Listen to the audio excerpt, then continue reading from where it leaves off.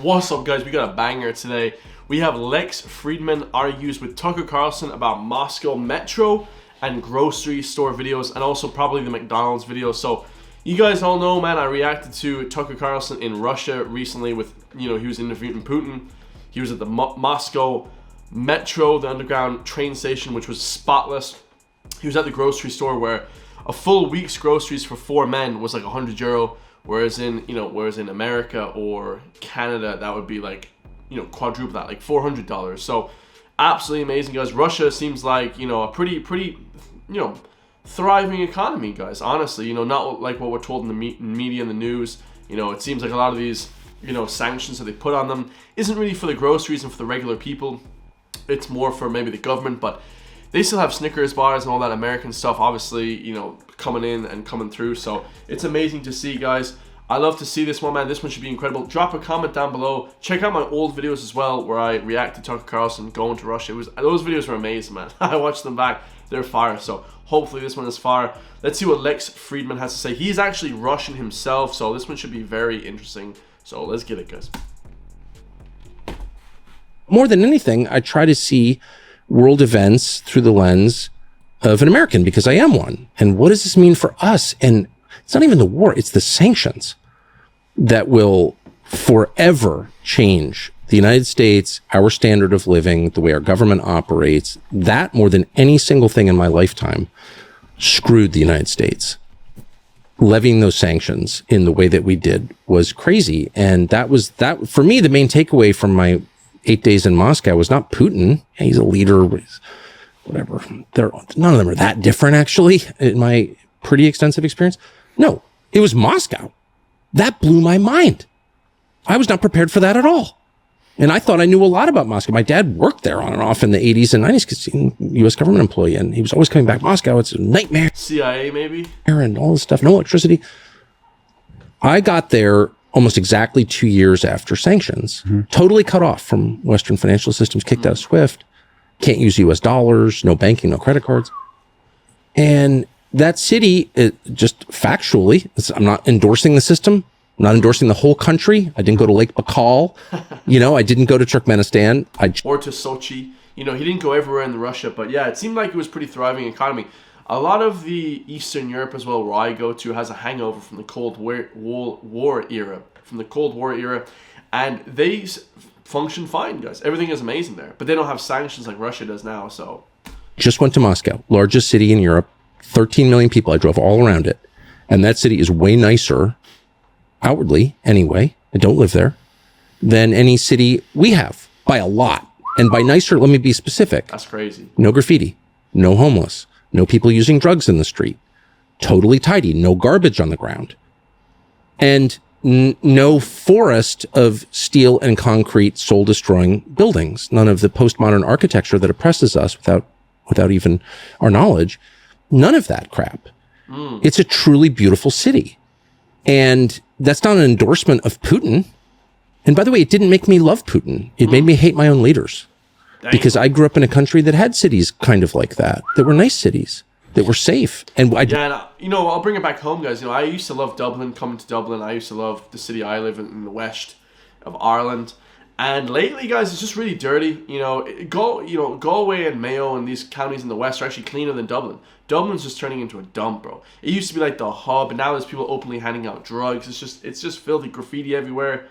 It's not good, guys, anymore. Dublin used to be amazing. It's not. The last 5 years is terrible. We don't have that anymore. And how did that happen? Did Putin do that? I don't think Putin did that, actually. I think the people in charge of it, the mayors, the governors, the president, they did that. And they should be held accountable for it. So I think cleanliness and architectural design is not the entirety of the metrics that matter when you measure a city. They're the main metrics that matter. The main metrics that matter are cleanliness, safety, and beauty, in my opinion. And one of the big lies that we are told in our world is that, no, something you can't measure that has no actual effect on your life matters most. Bullshit. What matters most, to say it again, beauty, safety, cleanliness. Let me know what you guys think, man, about that. I'm not so sure exactly if those things are the 100% what matter, but definitely the safety one's a big aspect. I would say opportunity, to earn a lot of money as well as that's a big metric, because obviously New York, you're going to earn a lot more than Dublin. New York, you're going to earn a lot more than London, right? So it's like, it's kind of like that, but Singapore, somewhere like this place is, you're going to earn a lot more money than, South Africa or something like that. So it is like that as well.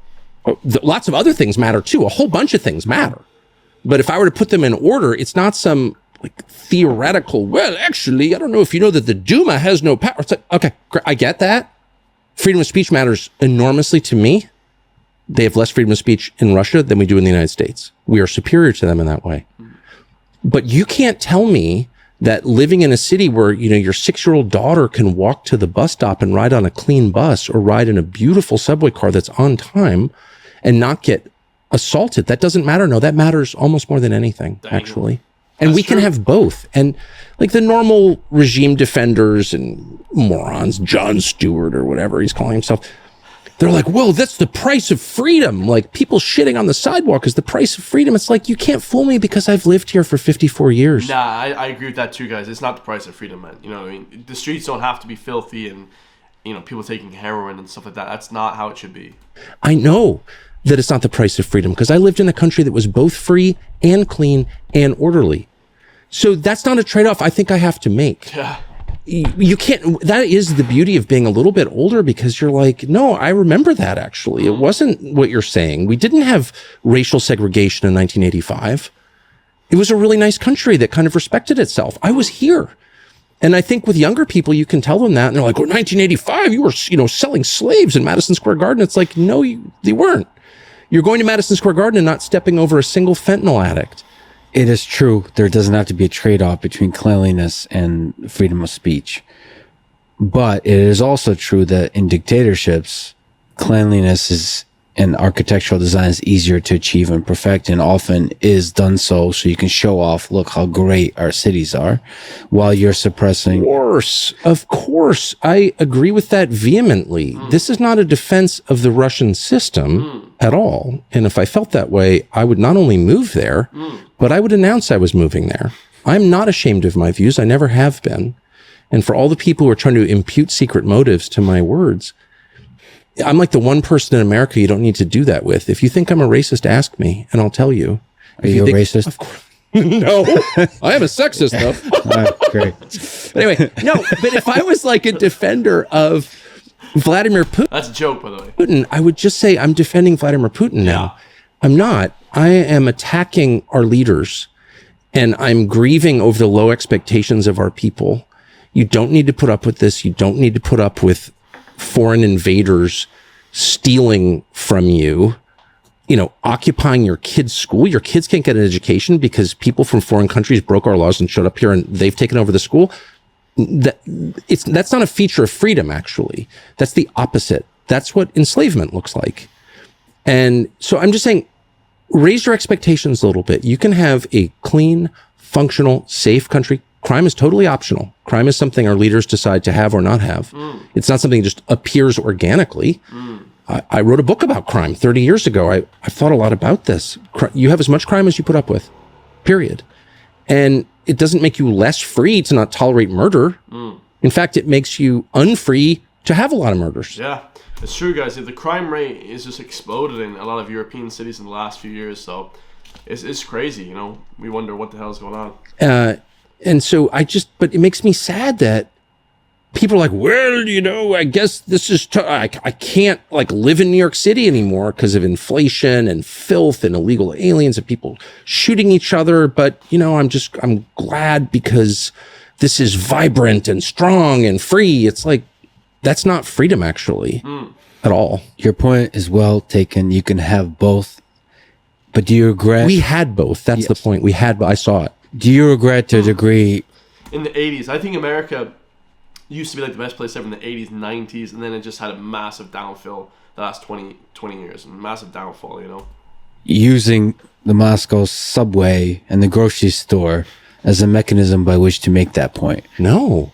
I mean, look, I'm one of the more unself-aware people you will ever interview. So to ask me How will this be perceived? I literally have no idea, and kind of limited interest. But I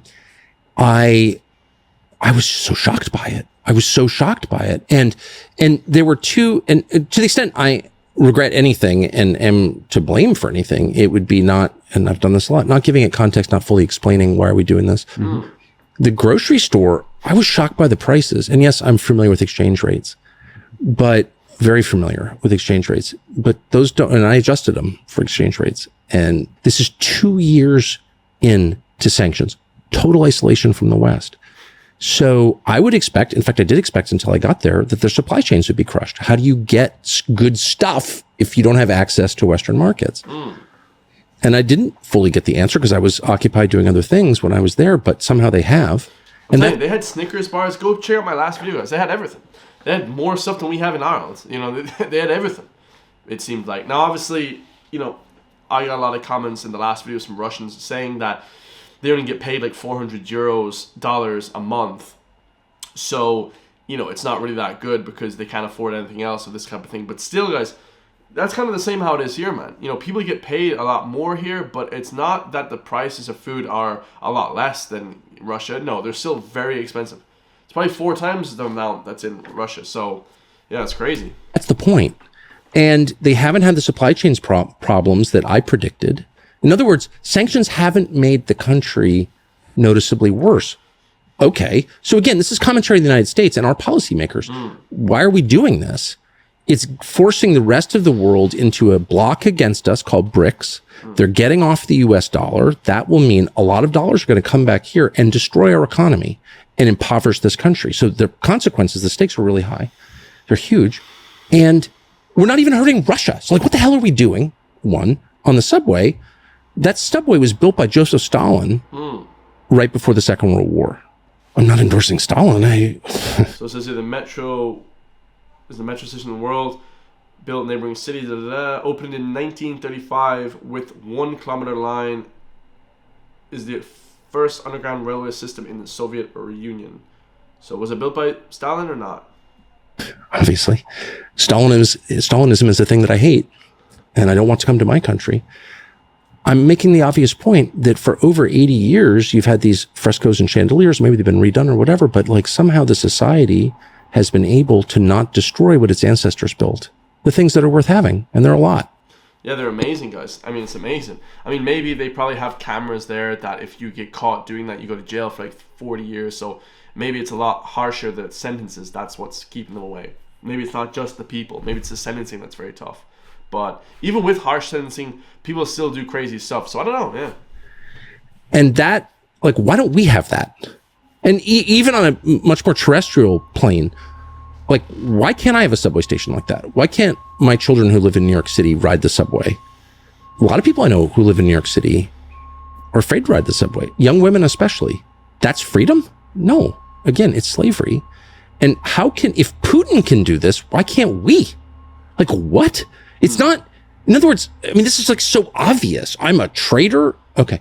So if I'm calling for American citizens to demand more from their government and higher standards for their own society, and remember that just 30 years ago, we had a much different and much happier and cleaner and healthier society. I agree, guys. I agree with 100% this. He's not saying that he loves Russia, nothing like that, and nobody really is in the Western world or their government or anything like that. I mean, the Irish government, a lot of our governments are bad anyway, American government as well, corruption, but why isn't the place clean? Why isn't the place safe? If they can do it there, why the hell can't we do it here? It seems very, very odd. Where everyone wasn't fat with diabetes at 40 from poisoned food. How is that? I'm not a traitor to my country. I'm a defender of my country. In terms of the health as well, guys, America is the richest country in the world. They should have a nation of jacked athletes. Everyone jacked, tanned, looking good. They can do that if they want to, but they choose not to, guys. They choose that they're no, we just want, they say freedom, but is it really free, guys, if you hate yourself? They should have programs where, the gym is free, where, everybody's mandatory has to go exercise, or stuff like that, something along their lines of that, but people don't want that. It's insane, guys. They have to have these more regulations in good aspects, not just hate speech bills and all this type of stuff. It's guys, let's actually focus on stuff that actually matters, people's health, food, healthier food. Why isn't the healthier food Why isn't it subsidized by the government? Why is McDonald's and all the unhealthy food subsidized by the government there? Tree. By the way, the people calling me a traitor, they're all like, whatever. They're not. I would not say they're people who put America's interests first. But to put it mildly, there's many elements, like you said, you don't like Stalinism. You're a student of history. Central planning is good at building subways in a way that's really nice. The thing that accounts for New York subways, by the way, there's a lot of really positive things about New York subways, not cleanliness, but the efficiency, like the accessibility, how wide it spreads. Like that. Now, the New York network is incredible. It is. But Moscow, under different metrics, results of a capitalist system. And you actually said that you don't think U.S. is quite a capitalist system, which is an interesting question in itself. True. We have more central planning here than they do in Russia. So. No, that's not true. Of course it is. You think that's true? The climate agenda? Of course. They're telling the U.S. government has, in league with a couple of big companies, decided to change the way we produce and consume energy. There's no popular outcry for that. There's never been any mass movement of Americans who's like, I hate my gasoline powered engine. No more diesel. That has been central planning. That is central planning. And you see it up and down our economy. There's no free market in the United States. You get crossways with the government, you're done. If you're at scale, I mean, maybe if you've got a barber shop or a liquor store or something, but even then, you're regulated by politicians.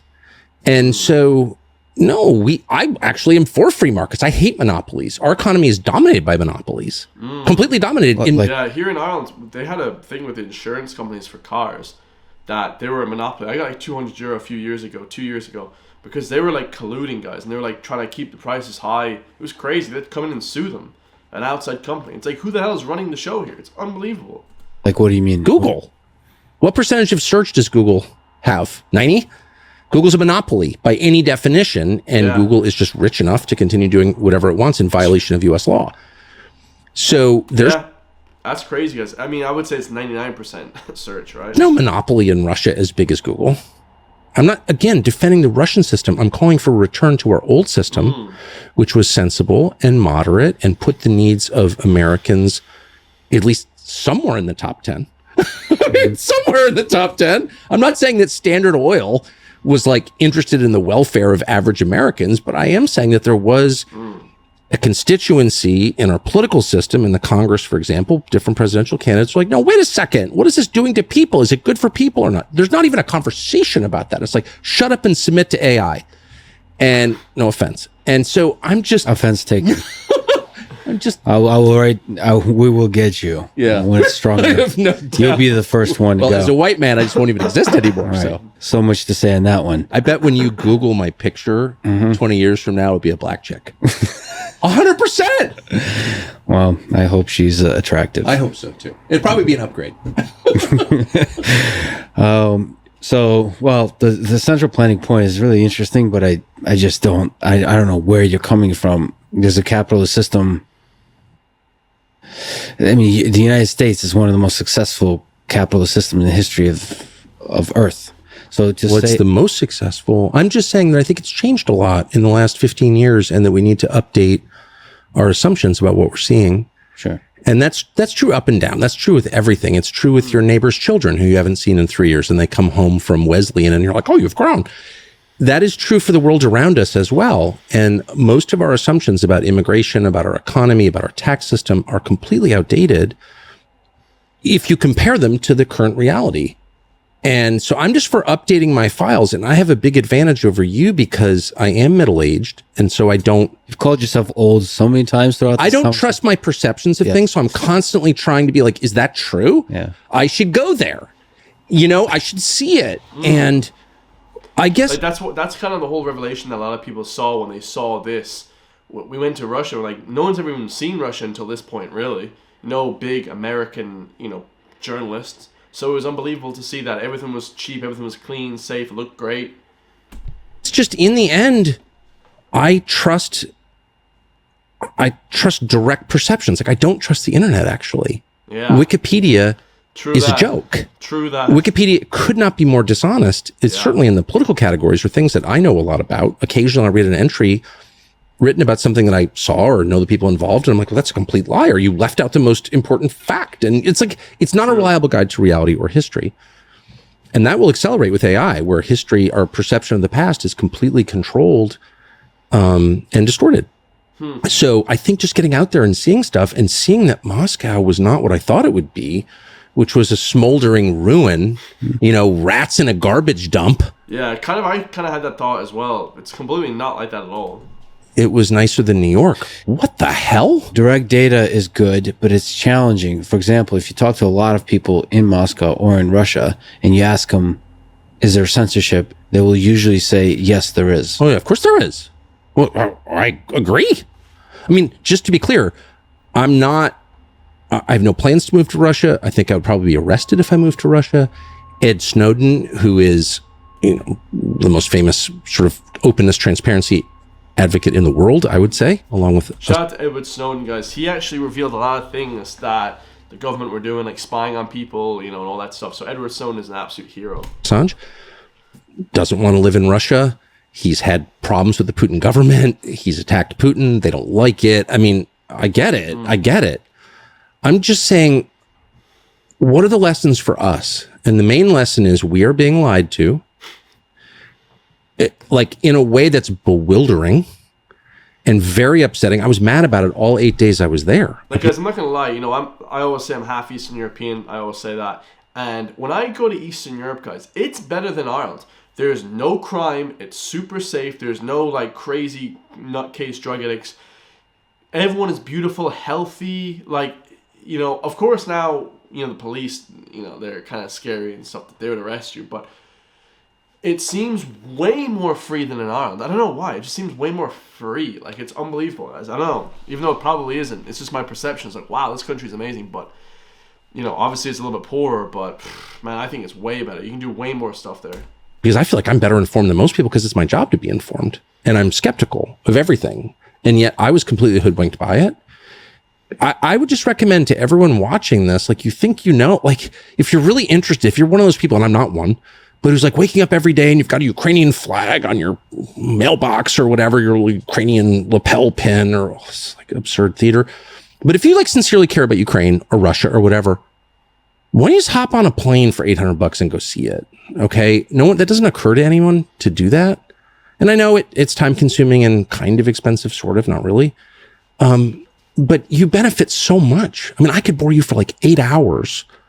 And I know you've had this experience where you think you know what something is, or you think you know who someone is. That's true. And then you have direct experience of that place or person, and you realize all your preconceptions were totally wrong. Yeah, it's so, that happens so many times in my life. I'm like, I wonder, everybody said that person's kind of a weird guy, but I'm starting to think now they're not. And then it comes out to realize that the people that were talking about it were the weirdos, guys. That's truly how it is. They were controlled by somebody else. Like, you know, in fact, I won't betray confidences, but off the air, we were talking about somebody, and you said, I couldn't believe the person was not at all like what I thought. Yeah. Well, that's happened to me. In the positive direction. In the positive direction. By the way, for me, it's almost always in that direction. Yeah. Most people I meet, true. and I've had the great privilege of meeting a lot of people over all this time, they're way better than you think, or they're more complicated or whatever. But the point is, a direct experience unmediated by liars. Yeah. There's no substitute for that. Yeah. Well, on that point, direct experience in Ukraine. So I visited Ukraine and witnessed a lot of the same things you witnessed in Moscow. So first of all, beautiful architecture. Yes. And this is a country that's really in war. So it's not... Oh, for real? Like, for real, where most of the men are either volunteering or fighting in the war, and there's actual tanks in the streets that are going into your major city of Kiev. And still the supply chains are working. Yes. Just a handful of months after the start of the war, everything is working. The restaurants are amazing. The most of the people are able to do some kind of job, like the life goes on. Cleanliness, like you mentioned, I love security. Like, it's incredible. Like, there's like crime went to zero. They gave out guns to everybody. The Texas strategy. It does work. Yeah, when you witness it, you realize, okay, there's something to these people. There's something. Oh, the crime went to zero because everybody has guns. Like, when everyone has guns, because you don't want to attack anyone because they're like, oh, I'm going to get shot and killed. To this country, that they're not as corrupt as you might hear. Right. You hear that Russia is corrupt, Ukraine is corrupt. You assume it's just all going to go to shit. Well, so that's been, and I haven't been to Ukraine, and I've certainly tried, and they put me on some kill him immediately list. So I can't. I've tried to interview Zelensky. He keeps denouncing me. I just want an interview with him. He won't. Yeah. Unfortunately, I would love to do it. I hope you do. I do too. But one of the things that bothers me most, I love to hear that, what you just said about Kiev. But I'm not really surprised. One of the things that I'm most ashamed of is the bigotry that I felt towards Slavic people, also toward Muslims. I'll just be totally honest, because I lived through decades of propaganda from NBC News and CNN, where I worked. Yeah, I told you, like, he worked for CNN, NBC News, all these news stations. Guys, I was born in the Middle East, man. I tell you, the safest countries you're ever going to go to, the Middle East, Arabic people, Muslim people, the greatest people you'll ever meet. When you have a few bad people poisoning the actual majority of people, it's completely crazy. This guy was the same, guys. He was like, oh, all these people are bad. No, dude, that's not how it is, man. Muslim people, amazing. Jeez. I tell you what, guys. You know, about this or that group of people and they're horrible or whatever. And then you whine, and I kind of believed it. And I see it now. Like, we can't even put the word Russia at Wimbledon because it's so offensive. Well, what does the tennis player have to do with it? Did he invade Ukraine? I don't think he did. You know, stealing all these business guys' yachts and denouncing them as oligarchs. Like, what do they have to do with it? You know, whatever. Here's my point. The idea that like a whole group of people is just evil because of their blood, I just don't believe that. I think it's immoral to think that. And I can just tell you my own experience after 8 days there. I think it's a really interesting culture, Slavic culture, which is shared, by the way, by Russia and Ukraine. Of course, they're first cousins at the most distant. And I found them really smart and interesting and informed. I didn't understand a lot of what they were saying. I don't understand the way their minds work because I'm American, but it wasn't a thin culture. It's a thick culture, you know, and I admire that. And I wish I could go to Ukraine. I would go tomorrow. So I think after you did the interview with Putin, you put a clip, I think on TCN, where like your sort of analysis afterwards. Yeah, it wasn't much of an analysis. No, but what stood out to me is you were kind of talking shit about Putin a little bit. Like you were criticizing him. Why wouldn't I? It spoke to the thing that you mentioned, which is you weren't afraid. Now, a lot of people said that he wouldn't question and push him that hard, but I mean, he kind of did a little bit. The question I want to ask is, it would be pretty badass if you went to the supermarket and made the point you were making, but also criticized Putin, right? Criticize that there is a lack of freedom of speech and freedom of the press. And in the supermarket? What does he mean by in the supermarket? Like, he means like he wants to go there and say it's not good around the people? Yes. Oh, you mean if I also said that? Well, yeah, I mean, of course I think that. I'm not. So I guess part of it is that I'm a little, because I have such a low opinion of the commentariat in the United States and the news organizations, which really do just work for the U.S. government. I mean, I really see them as I did Izvestia and Pravda in the 80s. Like, they're just organs of the government, and I think they're contemptible. And I think the people who work there are contemptible. And I say that as someone who knows them really well personally. I think they're disgusting. That I'm a little bit cut off kind of from what people are saying about me because I'm not interested. But so I try not to be defensive. Like, see, I'm not a tool of Putin. But the idea that I'd be flacking for Putin when, you know, my relatives fought in the Revolutionary War, like I'm as American as you could be, it's like crazy to me. Ann Applebaum calls me a traitor to my, okay, right. It's just like so dumb. But no, of course they don't. So what people don't understand is he just wants America, you know, like he said he thought it was so amazing in the 80s and 90s, which kind of is that like Trump propaganda, make America great again, which I don't agree with that. But I do understand that when my parents went to America in the 80s, they were like, oh, America's the greatest place. When I was there, it was great. You know, it was cool, the culture. I love the culture and the food and everything and all that stuff. But it seemed like the crime was just out of control there. I don't know. It just seemed to me from an outsider coming in, it's like, this crime is unbelievable, you know. I wouldn't personally want to live there, just personally. No country has freedom of speech. Actually, I would want to live in the U.S., but only in a nice place, like, you know, like New York, Florida, somewhere that's nice, that's like peaceful enough. I know there's a lot of crime in those places, but some area that's nice in those places, right? Other than us, Canada doesn't have it. Great Britain definitely doesn't have it. France, Netherlands, these are countries I spend a lot of time in. And Russia certainly doesn't have it. So that's why I don't live there. I'm just saying our sanctions don't work. That's all I was saying. And we don't have to live like animals. We can live with dignity. Even the Russians can do it. That's kind of what I was saying. Even the Russians under Vladimir freaking Putin can live like this. And no, it's not a feature of dictatorship. That's the most, I think, discouraging and most dishonest line by people like Jon Stewart, who really are trying to prepare the population for accepting a lot less. Yeah, and you should never accept less, guys. Never settle for less. He is really a tool of the regime in a sinister way, always has been. Like, how dare you expect that? What are you, a Stalinist? It's like, no, I'm an American. I'm like a decent person. I just want to be able to walk to the grocery store without being murdered. Is that too much? Shut up, then you don't believe in freedom. It's really dark if you think about it, you know? So there is a fundamental way. I 100% agree, guys.